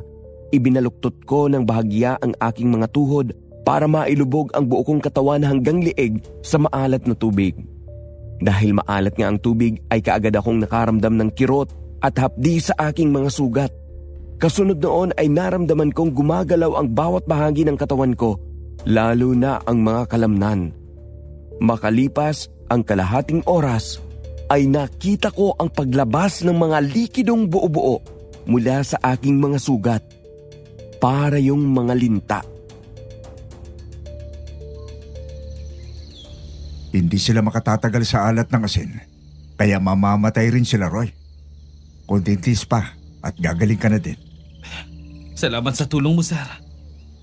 Pagkatapos niyan, Roy, magiging normal ka na ulit. Oo, Emily. Pero kagaya ng pangako ko kay sir, pag-aaralan kong tungkol sa mga aswang para maging manunugis din. Gusto kong manatiling tahimik ang ating lugar. Nandito lang naman ako, Roy. Palagi nakasuporta sa lahat ng gagawin mo. Basta ako, kung magpapakasal kayong dalawa, ay pwede akong maging ninong nyo. Yun naman ho talaga ang plano ko, sir. Pero hindi pa naman sa ngayon. Siguro kapag nakababang luksa na. Oo nga naman, sir. Mga ilang buwan pa bago mangyari yon. Mahabang oras ang lumipas ay lumabas na ang lahat ng kamandag ng malakat sa aking katawan. Pagod na pagod akong umahon sa drum. Nakatulog ako para makabawi ng lakas. Nang sumapit ang gabi, napabalikwas ako nang marinig kong umingit ang pintuan ng bahay. Nakarinig din ako ng mga yabag, kaya marahan akong bumangon at sumilip sa pintuan ng aking kwarto. Nakita ko na lumabas ng bahay si Emily. Tuloy-tuloy siyang naglakad papunta sa kakahuyan. Tinatawag ko si Emily pero hindi niya ako pinapansin. Parang hindi niya ako naririnig kaya nagmamadali akong nilapitan siya. Hinawakan ko siya sa braso. Noon ko nakita na nakapikit pala siya. Nang dumilat siya ay nakita kong namumula ang mga mata niya. Tapos ay hinugot niya mula sa kanyang bewang ang patalim at bigla niya akong inundayan ng saksak. Mabuti na lang at nakalayo ako kaagad. Emily, ano ba nangyari sa'yo? Ako to! Walang iyak ka! Papatayin kita! Tatadtarin kita ng pinong-pino! Emily, tumigil ka! Naibang ka na ba? Baka tamaan ako ng patalim na yan. Yun nga ang gusto ko eh! Matamaan ka! Gusto kitang patayin! Pagbabayaran mo mga utang mo sa akin! Yeah! Emily, napipiko na ako sa'yo. Huwag mo nang ulitin yan. Bitiwan mang patalim na yan. Pero hindi ako pinakinggan ni Emily. Muli niyang itinaas ang hawak na patalim at sinugod ako. Sunod-sunod ang ginawa niyang pag-atake sa akin. Puro ilag naman ang ginawa ko. Kung hindi ko mailagan ay sinasalag ko ang kamay niya na mayroong hawak na patalim. Niyayakap ko siya at paulit-ulit kong tinatawag ang kanyang pangalan pero parang hindi niya ako naririnig. Patuloy siyang nagwawala. Ilang beses niya akong siniko kaya nabitiwan ko siya. Noon ko nalaman na hindi ordinaryo ang kanyang lakas nang tadyakan niya ako. Tinamaan ako sa sikmura kaya tumumba ako. Bago pa ako makabangon ay muli akong dinamba ni Emily at inundayan ng saksak. Kaya nagpambuno kami. Tapos ay itinulak ko siya palayo kaya nakabangon ako. Roy, wala sa kanyang sarili si Emily. Hindi niya alam ang kanyang ginagawa. Nasa ilalim siya ng kapangyarihan ng isang taong may kakayahang kumontrol sa isipan nang natutulog. Kung gano'n ay, anong gagawin ko para mapigilan si Emily? Ayoko naman siyang masaktan, sir. Eto ang supot ng kasin, Roy. Saluhin mo! Eh, Isaboy mo sa kanyang mukha. Ikaw na ang gumawa at tandaan mo ang mga itinuro ko sa'yo.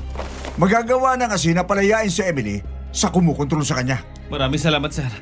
Ganun lang pala kasimple ang dapat na gawin para magising siya. Tama ka, Roy. Simpleng bagay lang yan. Pero hindi alam ng karamihan. Nahirapan silang bigyan ng solusyon ang ganyang bagay. Kapag manunugis ka, malalaman mo yan. Mabuti naman at nandito ka na rin.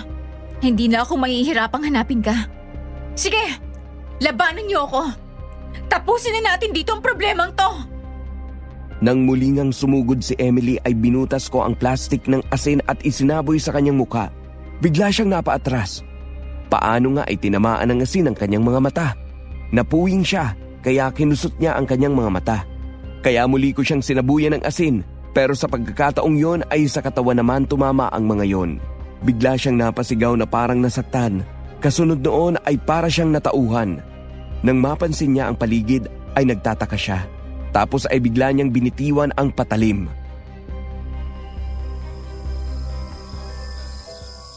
Emily, ikaw na ba yan? Roy? Bakit nandito tayo sa labas ng bahay?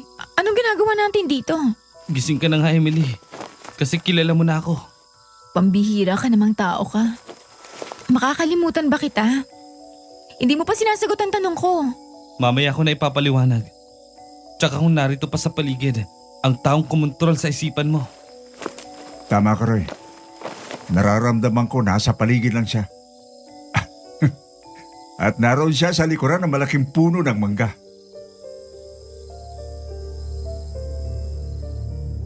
Pagkasabi noon ni General Marcelo ay nakarinig nga ako ng mga baka sa likuran ng puno ng mangga. Nang lalapit na kami roon ay isang aswang ang nakita naming tumakbo palayo, pero kaagad siyang pinaputukan ni General Marcelo.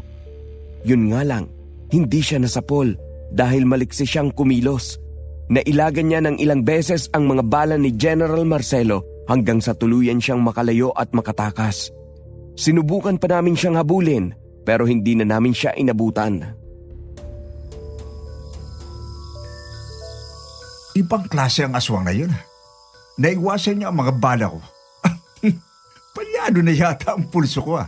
Wala ka pa rin kupa, sir. Malakas pa rin ang pakiramdam mo. Matibay pa rin ang pulso mo. Yun na nga lang, sa sobrang takot ng aswang na yun, kaya ganun siya kabilis na tumakbo.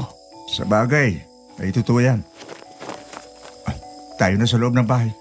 Hindi niyo naabutan yung aswang? Hindi. Halika na. Pumasok na tayo sa loob ng bahay.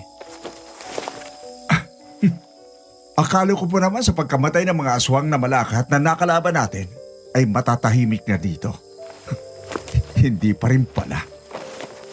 Tabang ang sinabi ng malakat na yun. Marami pa silang kasama na pagtatangka ng buhay ko. Sa pagkakataong ito, ay si Emily ang ginamit niya kasi alam niya na hindi ko makakayang saktan si Emily. Pasensya ka na, Roy. Hindi ko alam na pinagtangkaan ko palang buhay mo. Hindi naman kita sinisi si Emily. Huwag mo nang alalahanin yun.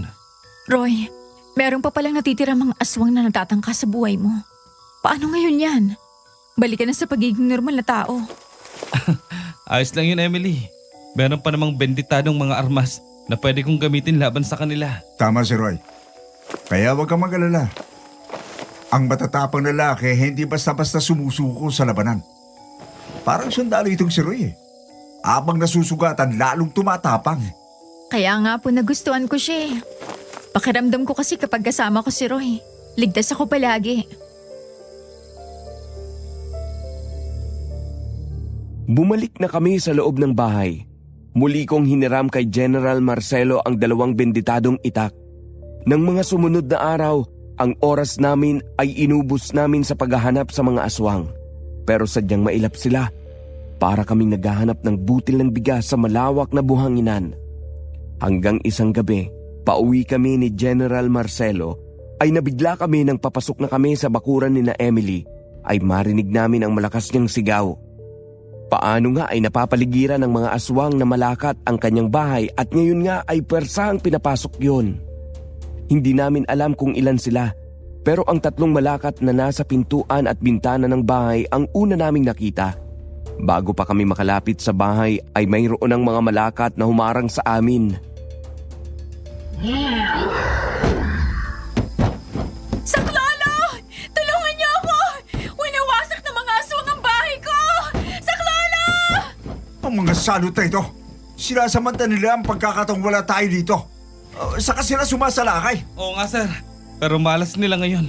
Dahil marami na sa mga kapitbahay ni Emily ang nakarinig na humingi siya ng tulong.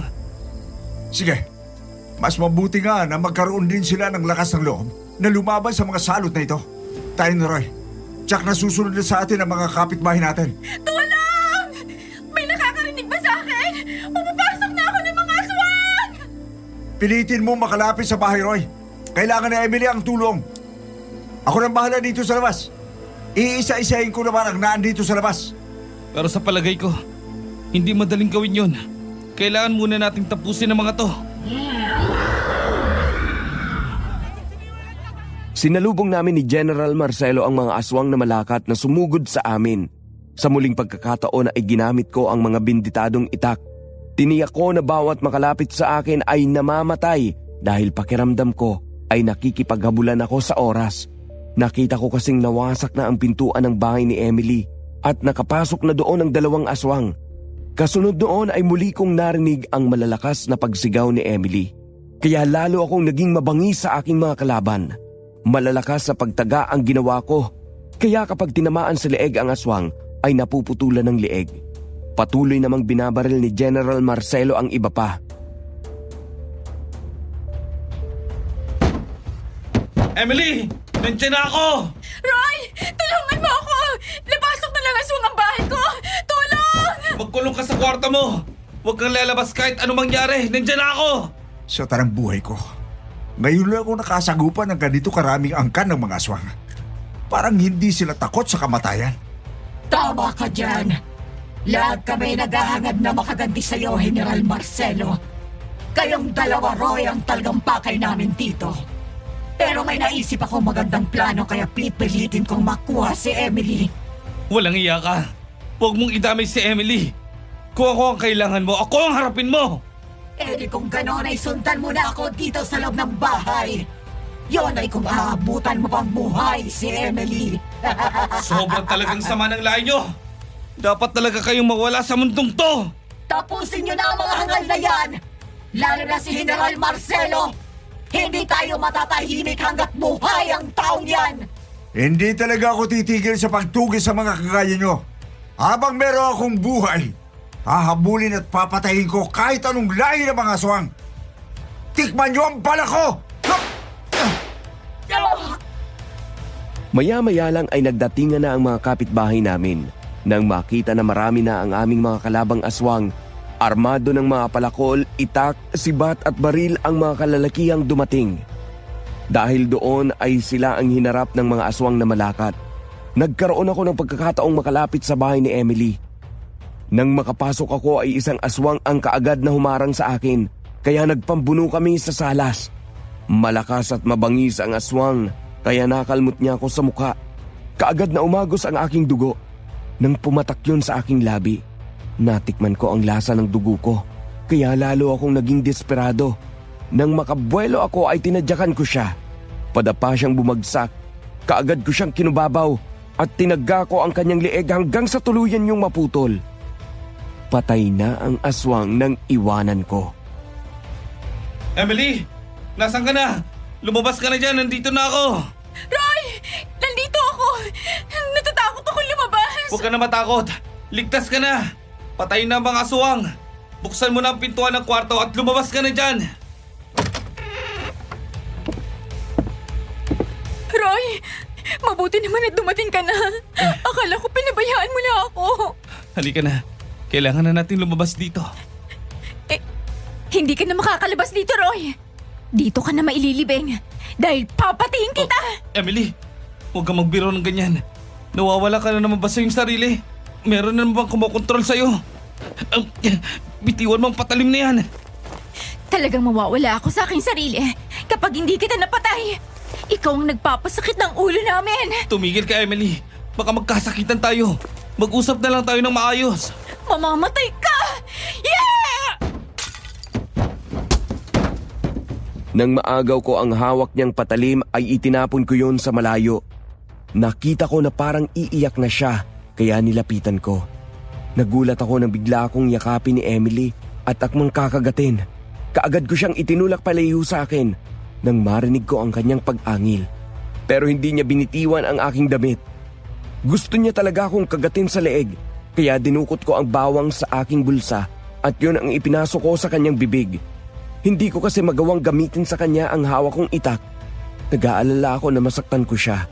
Napaso ang kanyang bibig sa bawang, kaya siya na ang kusang lumayo sa akin at doon ko nalaman na hindi pala siya si Emily. Lumabas ang tunay niyang anyo, si Aling Talia. Isa ring aswang na malakat. Ay, walang hiya ka talaga, Roy.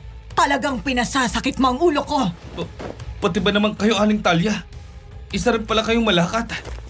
Ibig sabihin, nagkukunwari lang kayong mabait na kumadrona. Isa rin pala kayo sa mga salot. Tama ka. Isa nga ako sa kanila. Ang asawa kong si Loreto ang kumuha ng mga sanggol at pumatay kay Glenda. Nagkunwari lang akong magbabakasyon para makakilos kami ng maayos. Pero naisahan mo ang asawa ko. Pinatay mo siya! Wala talagang lihim na hindi nabubunyag, Aling Talia. Pero anong kasalanan namin sa iyo? Bakit pinatay niyo ang asawa ko? Idinaman niyo pang aking anak. Dahil nakakainsulto ang ginawa ni Glenda. Ikaw ang pinili niya sa kabila ng malaking agwat ng katayuan niyo ni Edgar. Kinuha namin ang mga sanggol dahil sila ang magiging susunod na hari ng aming angkan. Hindi niyo magagawa yan sa mga anak ko. Hindi mo sila anak! Anak sila ni Edgar. Oh, Pagkatapos ng kasal nyo, ay gabi-gabi siyang dinadalaw ni Edgar.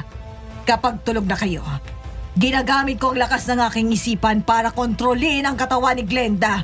Kaya naglalakad siya ng tulog. At doon ay paulit-ulit siyang inaangkin ni Edgar. kung ganon, ay totoo palang lahat ng sinabi no ni Glenda. Kayo palang may kagagawa ng mga yon. Sayang at hindi ako naniwala sa kanya. Ilang ulit siyang inalok ni Edgar ng marangyang buhay sa piling ng mga malakat. Pero tumanggi siya. Kaya nang manganak siya, mas pinili pa niyang lumaban at mamatay kesa maging reyna ng aming angkan. Napakasama nyo. Ngayon naman ay si Emily ang pilit yung kinukuha dahil binigo niya rin ang pamangkin nyo, ganun ba? Hindi ganon yon. Kinuha lang namin si Emily para gawing bihag. Ikaw naman talagang gusto naming patayin dahil pinatay mo ang asawa kong si Loreto. Kapag sumama ka sa akin ng maayos, palalayain namin si Emily. Palit ulong tawag doon. Hindi sira ang ulo ko para maniwala sa mga panluloko mo, Aling Talia. Mahirap pagtiwala ng isang malakat na kagaya mo. Ngayong alam ko ng totoo, hindi ka na rin makakaalis sa lugar na to. Kapag hindi ako nakabalik sa bahay ni Edgar sa loob ng 1 oras, papatay nila si Emily. Mag-isip ka! Nakapag-isip na ako. At yun ay ang tapusin ka. Hindi maaaring pagkatiwala ng isang salot na kagaya nyo. Hindi kayo marunong tumubad sa kasunduan, kaya susugal na ako. Tapos ka na! Tiya! Sinaksak ko ng itak si Aling Talia. Tumama yun sa kanyang tiyan. Umagos sa kanyang likuran. Nang hugutin ko ang itak ay tinadyakan niya ako. At nagkaroon siya ng pagkakataong makatakas nang magpalit siya ng anyo bilang malakat. Yun naman ang pagkakataong pumasok sa loob ng bahay ni General Marcelo kasama ang iba pang mga kalalakihan. Naubos na nila ang aswang sa labas ng bahay. Nakita pa niya ang pagtakas ni Aling Talia. Bakit pinabayaan mo pa siya makatakbo? Tsak na magsusumbog yan sa mga kasama niya. Hawak nila si Emily, sir. Kapag hindi natin siya nabawi ngayong gabi, papatayin siya ng mga aswang na yun. Sugatan na si Aling Talia. Babalik siya sa bahay ni Edgar kaya kailangan na natin siyang sundan. Kung ganon, ay ang angkam pala nila ang talagang salot sa lugar na ito. Napakagaling talaga nila magkunwari. Hindi ka natin naramdaman na mga salot sila kahit kaharap na natin. Tama palang sinabi niya. Nakakaiba talaga mga aswang na malakat. Marunong talaga sila magtago ng kanilang katauhan. Halika na. Sundan natin si Aling Talia bago pa tuluyang makalayo. Tayo na mga kasama. Bago sumikat ang araw, ay tapusin na natin ang kasamaan ng mga salot na to para makatulong na tayo ng panatag sa mga susunod na gabi. Kaagad nga kaming lumakad kasama ang mga taong baryo para sundan namin si Aling Talia. Dahil alam namin ang bahay ni Edgar sa kabilang baryo ay nasundan kaagad namin si Aling Talia. Hindi na kasi siya makalakad ng mabilis dahil sa malaking sugat niya sa tiyan. Kaya nang makita namin siyang nagpapahinga sa tabi ng isang malaking puno, ay hinuli na namin siya. Tinalian namin ang kanyang kamay sa gawing likuran. Hindi na niya nagawa pang lumaban dahil napaligiran na namin siya. Patayin niyo na ako dito, Roy. Huwag niyo akong bibigyan ng pagkakataong mabuhay dahil babalikan ko kayong lahat. Nakatakas ka na.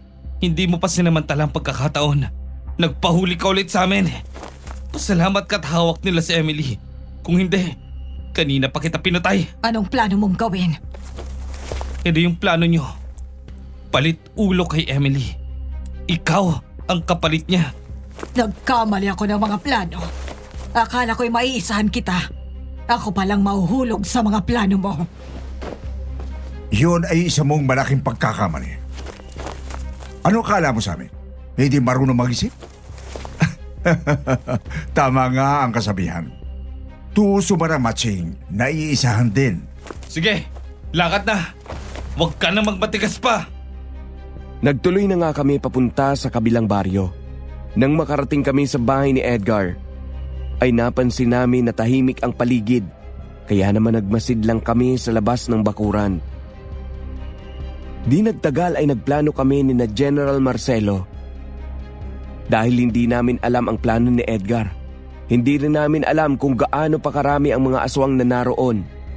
Kaya nagpasya akong pumasok muna mag-isa sa loob ng bakuran ni Edgar. Kaagad kong narinig ang mga alulong ng mga aso at ang angil ng mga aswang na hindi ko pa makita kung saan nagtatago.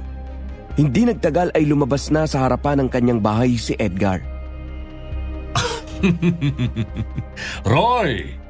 Mabuti naman at pumayag kang sumama kay Tia Talia. Ngayon ay sabay ko na kayong papatay ni Emily. Kung hindi rin lang siya magiging akin, ay mabuti pang mamatay na rin siya. Talaga palang sagad sa buto ang kasamaan mo. Kung tutusin, napakababaw ng dahilan mo para patay ng aking asawang si Glenda. Mapera ka naman at pinuno ng mga aswang. Bakit hindi ka humanap ng kagaya mong aswang? At bakit ang asawa ko pa? At ngayon, pati si Emily. Alam mo ba kung bakit? Dahil naiinggit ako sa'yo.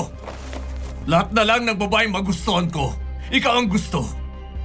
Nakakainsulto yon. Kaya Tia Talia, tapusin mo na ang hangal na yan. Ay, hindi ko yun magagawa, Edgar. Sugatan na ako. Ako ang nabihag ni Roy. Ha? Ang ibig bang sabihin ay...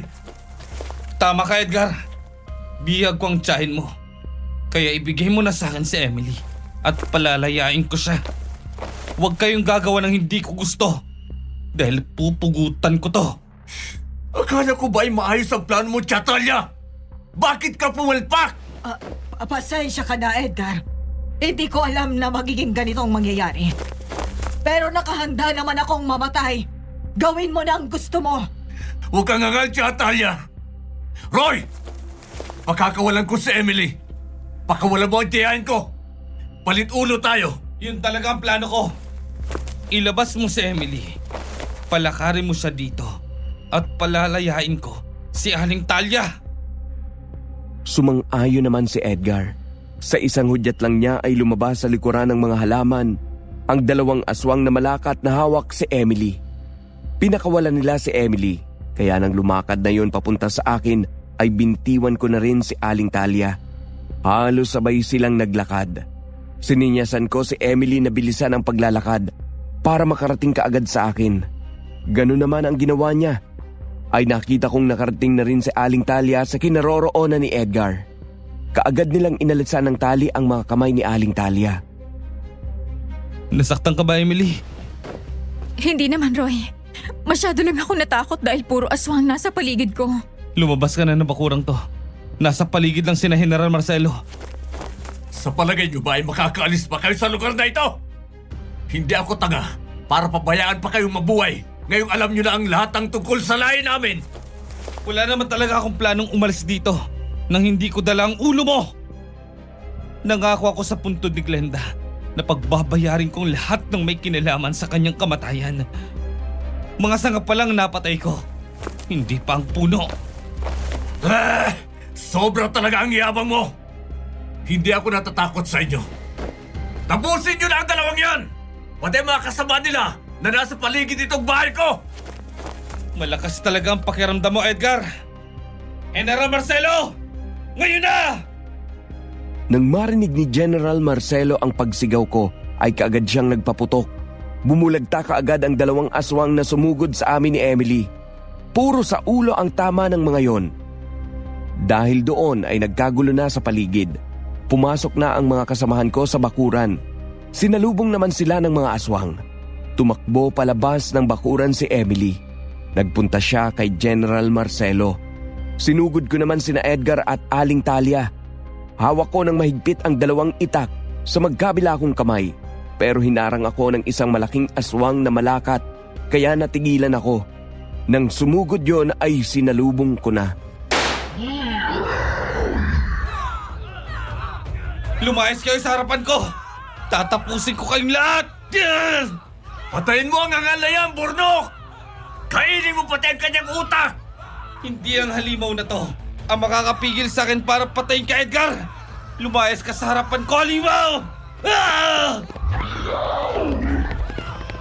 Nalinti ka na, Edgar. Marami pa mga taong baryong paparating. Anong gagawin natin? Kunin mo na ang mga sanggol, Talia. Mauna na kayong tumakas. Doon kayo dumaan sa likuran. Susunod ako. Halika, sumama ka na sa akin. Kahit matalo tayo ngayon, ang mahalaga ay buhay tayo. Pwede ba tayo magpalakas ulit ng pwersa bago maningil sa mga hanggang na yan? Tama ka, Talia. Umalis na tayo dito habang nagagawa pa silang harangin ng ating mga tauhan. Mahalaga ang kaligtasan ng aking mga anak.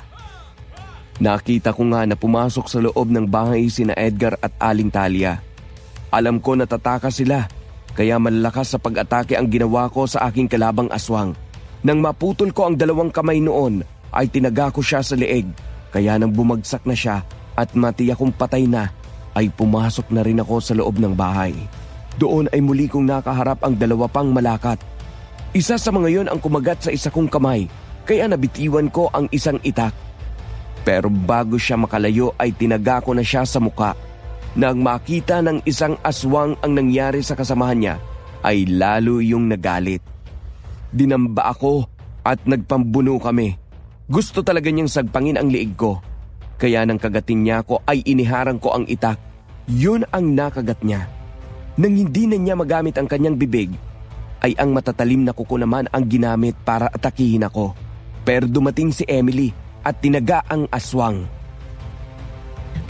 Ayos ka lang ba? Oh, ayos lang ako. May sugat ka.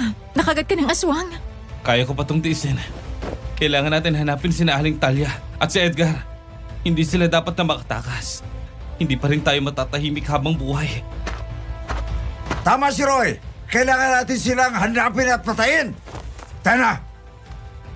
Hinanap nga namin sa loob ng bahay sina Aling Talia at Edgar, pero hindi namin sila nakita. Hanggang sa mapansin ko ang nakabukas sa pintuan sa likurang bahagi ng kusina. Alam ko na doon sila dumaan para tumakas, kaya naisip namin na General Marcelo na lumabas din doon. Nakita namin ang malawak na kakahuyan. Nang dumating ang mga kasamahan namin na mayroong dalang mga sulo at flashlight, ay kaagad naming ginalugad ang lugar na yon hanggang sa matanaw nga namin si Aling Talia na nahihirapan ng tumakbo dahil nangihina na yon. Marami ng dugo ang nawala sa kanya dahil sa sugat sa katawan. Kasunod niya si Edgar. Inabutan namin sila sa gilid ng bangin. Wala na kayong tatakbuhan pa, Edgar. Ito lang katapusan ng kasama nyo. Hindi nyo kami mapipigilan, Roy! Talia, mauna ka na. Ako na ang bahala sa mga ito. Sige, magkita tayo sa pinag-usapan nating lugar. Wala nang sinuman sa inyo ang makakaalis sa lugar na ito. Hindi ko yung papayagan. Wala ka nang tatakbuhan, Talia! Edgar, katapusan ko na. Oh! Talia! Bago pa malapitan ni Edgar si Aling Talia ay nahulog na ito sa bangin kasama ang 2 sanggol. Malalim ang bangin na yon at ang ibaba noon ay puro malalaking bato. Kaya nang bumagsak doon si Aling Talia ay kaagad nalagutan ng hininga. Ganoon din ang mga sanggol nang tumama sa malalaki at matutulis na bato. Kaya nag-ulol sa galit si Edgar. Tumingala siya sa bilog na buwan at umungol ng malakas na parang umiiyak sa galit. Matapos ay sumugod na siya papunta sa amin. Ilang beses siyang pinaputukan ni General Marcelo pero inilagan lang niya ang mga bala noon. Nang makalapit siya ay buong lakas niyang ginamit ang kanyang matutulis na kuko para dukutin sana ang puso ni General Marcelo. Pero nagulat si Edgar nang hindi bumaon ang mga kuko niya. Bakit ang tigas ng dibdib mo? Bakit nabali ang mga kuko ko? Yun ay hindi mo malalaman. Kasi mamamatay ka na. Tikman mo ang bala ko! Huwag mo akong patayin! Nasapul mo siya sa dibdib, General Marcelo. Tama ka, Roy. Pero hindi pa tapos ang laban. Nasugatan lang siya pero magagawa pa rin niyang lumaban. Kailangan masapul siya sa puso o mapukot ang kanyang ulo para makatiyak tayong patay na nga siya. Mga hangal! Tatapusin ko kayong lahat! Nang muling ang sumugod si Edgar ay sinalubong ko na siya. Kasunod ko ang mga taong baryo. Sabay-sabay kaming umatake sa kanya. Tinatamaan siya ng mga talim ng aming mga itak at sibat. Pero parang hindi niya iniinda. Patuloy siyang lumalaban. Kaya mayroong mga kasamahan ko ang nasugatan ng tamaan ng matatalim niyang kuko. Nang muli ko siyang tagain ay sinalaglang niya ang kamay ko. Tapos ay iniangat niya ako. Bago niya madukot ang puso ko, ay muli siyang binaril ni General Marcelo sa mismong kamay kaya naputol yon at nabitiwan niya ako. Isang bala pa ang tumama sa kanyang tuhod kaya tuluyan na siyang napaluhod. Yun ang pagkakataong sinamantala ko. Isang malakas na pagtaga sa kanyang lieg ang ginawa ko. Napugot ang ulo niya kaya kasunod na bumagsak ang katawan.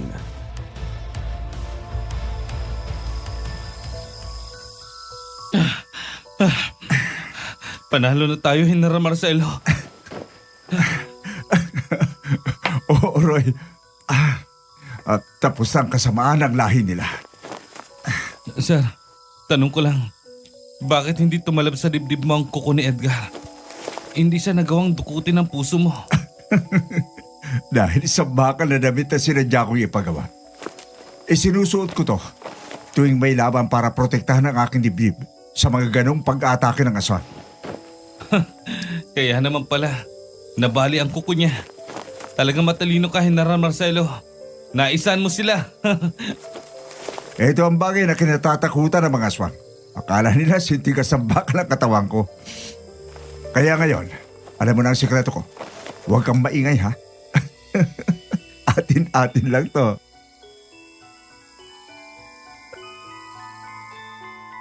Natawa na lang kami ni Emily. Makalipas nga ang pangyayaring yon ay naging maganda ang relasyon namin ni Emily bilang magkasintahan.